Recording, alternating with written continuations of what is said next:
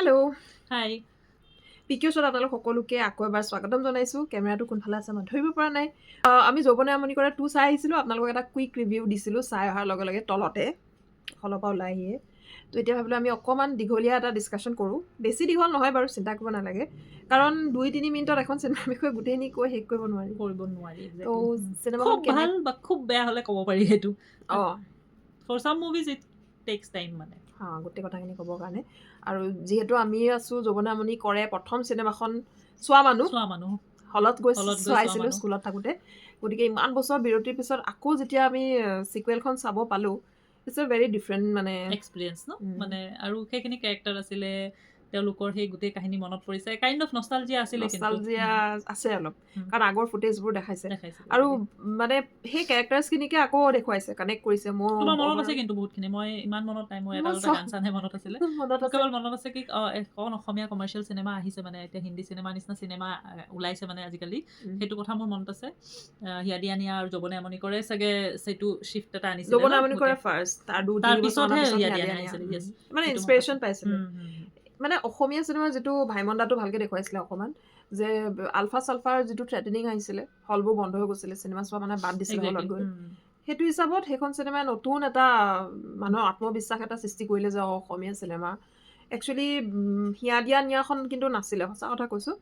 হিয়া দিয়া নিয়াখনতকৈ আগতে যৌৱনে আমনি কৰে চিনেমাখনহে আচলতে একচুৱেল অসমীয়া কমাৰ্চিয়েল ব্যৱসায়িক, যোনটো ব্যৱসায়িক চিনেমাৰ হেৰিটো মানে হিয়া দিয়া 21st চেঞ্চুৰীৰ লাষ্টৰ ফালে আৰু লাষ্টৰ ফালে 98ত আহিছিলে নেকি যৌৱনে আমনি কৰে। সেইখনৰ পিছত হিয়া দিয়া হৈছে, হিয়া দিয়া নিয়া বনিছে। তাৰপিছত হৈছে তাৰপিছত 2 এখন আহিলে, বুকুৰ মাজত জ্বলে এখনো আছিলে, বুকুৰ মাজত জ্বলে আছে যৌৱনে আমনি কৰে 2 যিখন চাই ভাল লাগিছে। কাৰণ অভাৰঅল যিমান ভাল পাৰি লাগিছে মানে কানেক্ট, কাহিনীটো মানে অকণমান বহুতখিনি কানেক্ট কৰিব কানেক্ট পাৰিছে। আৰু কৰিব ৰাখিছে ট্ৰাই এখন কৰিছে লাভ ষ্টৰী, যিখন প্ৰথম চিনেমাখনতো ষ্টৰী বুলিবলৈ কি আছে, ডিগ্ৰী ফাৰ্ষ্ট ইয়াৰ মানতে সিহঁত কলেজত লগ পাই প্ৰেম কৰি বিয়া হৈ পাতি গৈছিলে, থাকিলে বিয়া চিয়া হৈ গৈছিলে। কোনে বাৰু টিপিকেল এটা কলেজত পঢ়ি লৈ বিয়া অসমীয়া পাতে লাভ ষ্টৰী আছিলে তাত, যদিও গানবোৰ বহুত ধুনীয়া আছিলে, মানে নতুন ধৰণৰ পিকচাৰাইজেশ্যনো নতুন ধৰণৰ আছিলে। পিকচাৰেশ্যন আছিলে কলেজ একদম স্মাৰ্ট ল'ৰা ছোৱালী এইবোৰ আছিলে ন মোৰ আমি সেইখন চাই দেখি পেলাই একদম পুৰা কটন কলেজত পঢ়িবলৈ মানে ইচ্ছা এটা জাগিছিলে স্কুলত থাকোঁতে। ভাবিছিলোঁ কটনত এনেকৈ পঢ়ে নেকি, কটনত ছোৱালীবোৰে এনেকৈ পিন্ধে নেকি, মিনি স্কাৰ্ট আৰু শ্বৰ্টছ ফ্ৰক পিন্ধি ঘূৰি ফুৰে চাগে। ইভেন কটনত গৈও যেতিয়া দেখিছোঁ, তেতিয়া একদম মনত আছে ষ্টেয়াৰকেছ এটাদি নামি আহিছে ছোৱালীজনী, কিবা মনত চেইনডাল কিবা ল'ৰাটোৰ হিৰোৰ মানে বাটনত লাগ খাই গৈছিলে।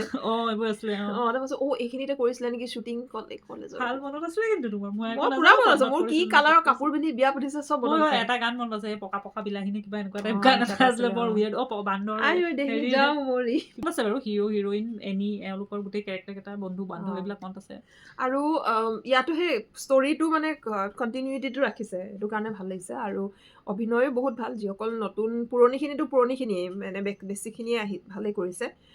বৰ্ষাৰাণী বিষয়া আছিলে, প্ৰাঞ্জল শইকীয়া আছিলে, নিকুমণি বৰুৱা আছিলে, তাৰপিছত কি আছিলে, অংকুৰ বিষয়ে যিজন আগৰ চিনেমাখনত মেইন হিৰো হিৰোজন আছিলে, বৰ্ণালী পূজাৰী পূজাৰী আৰু অংকুৰ বিষয়াই মেইন আছিলে। আৰু কাপল আছিলে বৰ্ষাৰাণী বিষয়া বৰষা আৰু আগতে চাগে হিৰণ্য দাস আছিলে হিৰণ্য দাস আছিলে, এতিয়া হিৰণ্য দাস এবাৰ নাই। কিন্তু নতুনখিনিৰো অভিনয় ভাল, খালি মই প্ৰাঞ্জল শইকীয়াৰ এক্টিং বিৰাট মানে ইৰিটেটিং পাওঁ। আৰু প্ৰথম চিনটোৱে দেখাইছে ঘৰৰ ভিতৰত বিহু নাচি আছে, কোনে বাৰু এনেকে ঘৰৰ ভিতৰত বিহু নাচি থাকে বুঢ়া বুঢ়ী হালে মইতো কওঁ যে 50 rupees কাট অভাৰ এক্টিং কে লিয়ে ফৰ প্ৰাঞ্জল শইকীয়া। অ'কে, চ' সৰুখিনি অভিনয় ভালেই, সৰু যিখিনি আহিছে ভাৰ্গৱ গগৈ আৰু পূজা ডেকা, ৰাইট? আৰু যিখিনি বন্ধু বান্ধৱখিনিও গোটেই ফ্ৰেণ্ডছ, আৰু তোমাৰতো ষ্টুডেণ্ট দুটাও আছে। মোৰ ষ্টুডেণ্ট আছে পল্লৱ নেওগ আৰু নিশিৰাজ বৰা, ভাল কৰিছে তেওঁলোকে, দুটা ছিগনিফিকেণ্ট ৰোলত আছিলে। নিশিৰাজে কৰিছে পুলিচৰ আৰু পল্লৱে কৰিছে ফেকাল্টি এজন আছিলে, মানে সিহঁতৰ কলেজৰ ফেকাল্টি আৰু ফেকাল্টি তো ভাল কৰিছে তেওঁলোকে। চ' অভিনয় মানে সঁচা এটা ক'ব লাগিব যে অসমীয়া চিনেমাৰ আজিকালি নতুনখিনিৰ অভিনয় যথেষ্ট ভাল, মানে ডিৰেকশ্যন যোনে নকৰক, যিয়ে নকৰক, এক্টিং ভাল কৰে মোটামুটি অভিনয় মানে ভালেই কৰে মষ্টলি ভালেই হয় দেই, মানে সেইটো কথা মানিব লাগিব। আৰু সেইটো ভাল। আৰু মাজে মাজে দুই এটা ধৰক বৰো হ'বলগীয়া, বৰ ইমান নহয় বাৰু, অকমান টিপিকেল কিছুমান ডাইলগ যিবিলাক মানে অ', একচুৱেলি খাপ নাখায় বাস্তৱ জীৱনত তেনেকুৱা। এতিয়াও মানে সেইবোৰ ডাইলগ মানে কিছুমান মুহূৰ্তত কিছুমান ডাইলগ যে নিদিয়ে মানুহে সেইটো আমি জানো ন, নকয় মানে নকয় ৰিয়েলিটিত। তেনেকে।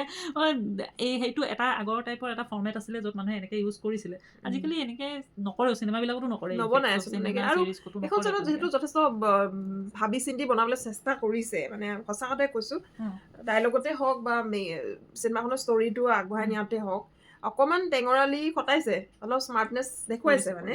তো সেইটো হিচাপত মানে অকণমান কিছুমান ডায়লগ আপডেটেড হয়, আৰু কিছুমান এনেকুৱা লাগে ন নাটকত অভিনয় কৰি আছে, সেই নাটকীয় অভিনয় কিছুমান আছে কিছু অতি বেছি ক্ষেত্ৰত। নাটকীয়তা হোৱাটো মানে আমনি লাগে অকণমান, বাট সেইটো অলপ বেছি অলপ হয়, বহুত বেছি boring নহয় কিন্তু গানো বহুত কম বেছি আছে নহয়, এইবাৰ গানো আগৰ কম আছে। তুলনাত। গান নাচায়ো আজিকালি মানুহে, আজিকালি সেইটো বস্তু গৈ তেতিয়া টাইমটো আছিলে এনেকুৱা যে হিন্দী চিনেমাটো আছিলে ন গান চলে, একগাল গান আৰু আছিলে, অকণমান picturization সেনেকুৱাই আছিলে আছিলে। অসমীয়া এখন কমাৰ্চিয়েল অসমীয়া চিনেমা হিচাপে গানো বহুত দৰকাৰ আছিলে তেতিয়া। সেইটো কমেই, এইবাৰ গান কমেই আছে। গান কম আনি আৰু দুই এটা ভালেই লাগিছে, গাঁৱৰ লাইফটো অলপ গ্লৰিফিকেশ্যনো হৈছে। প্ৰথম আমি লাগিলে বহুত বেছি গ্লৰিফাই হোৱাৰ যেন, বাট ঠিকেই আছে। আৰু প্ৰথমতে ভাবিছিলো টিপিকেল কিবা এটা হ'ব, কিন্তু বহুত টিপিকেল হোৱা কষ্টিউম নাই। দেখি একবাৰ মেখেলা চাদৰ পিন্ধি থাকিব না নেকি না না ঘৰতে না হিৰইন। সেইটো ঠিক কৰিছে।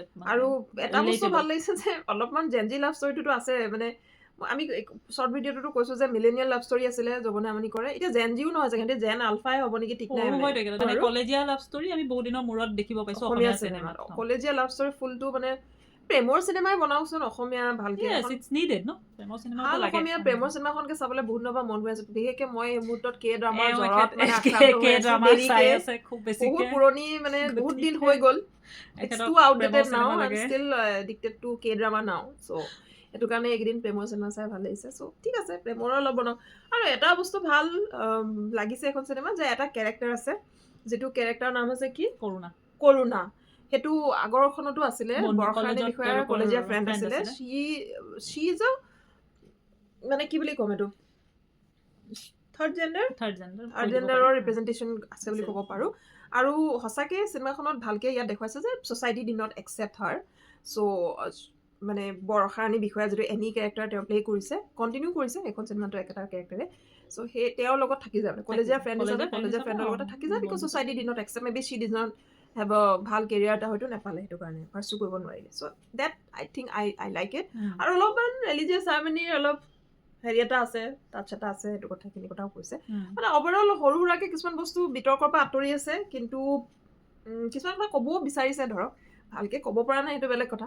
আৰু ড্ৰাগছৰ এইটো কৈছে যে মানে খুব ৰেলিভেণ্ট, মানে যিটো বেছিকে নকওঁ বাৰু, হেৰি হৈ যাব, স্পইলাৰ হৈ যাব, বাট ইটছ ভেৰি ৰেলিভেণ্ট। আৰু এই সময়ত এইটো বস্তু আচলতে কোৱাটো দৰকাৰী অসমীয়া চিনেমাত, যিহেতু আমাৰ সমাজখনত যিবোৰ আমি দেখি আছো, মানে ৰিয়েলিটিৰ পৰা ৰোমান্টিক এখন মুভি আৰু ৰিয়েলিটিৰ পৰা বহুত বেছি আঁতৰি যোৱা নাই। অলপমান আৰু কম বেছি থাকিব পাৰে, সেইখিনি আমি কনচিডাৰ কৰিব পাৰোঁৱেই ন। কমাৰ্চিয়েল চিনেমা বনাইছে, যিহেতু আৰ্ট ফিল্ম বনোৱা নাই। এনেকুৱা লাগিলে চিনেমাখনৰ যিটো মানে পেৰেণ্টছৰ যিটো কাজিয়া, অকণ স্পইলাৰ নিচিনা হৈ যাব পাৰে, সেইখিনি ট্ৰেইলাৰতো পাইছে চাগে।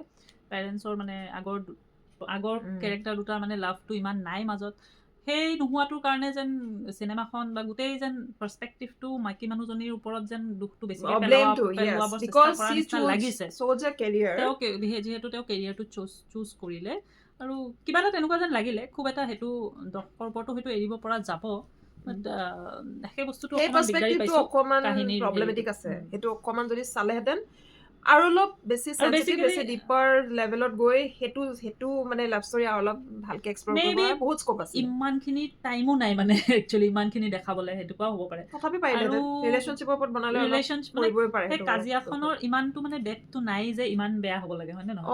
যে আমাৰ সেইটো কাৰণে আমাৰ অকণমান প্ৰব্লেম লাগিলে, বাট ইটছ অ'কে। চ' আপোনালোকে চাব পাৰে এখন চিনেমা, মানুহো হৈছে যথেষ্ট।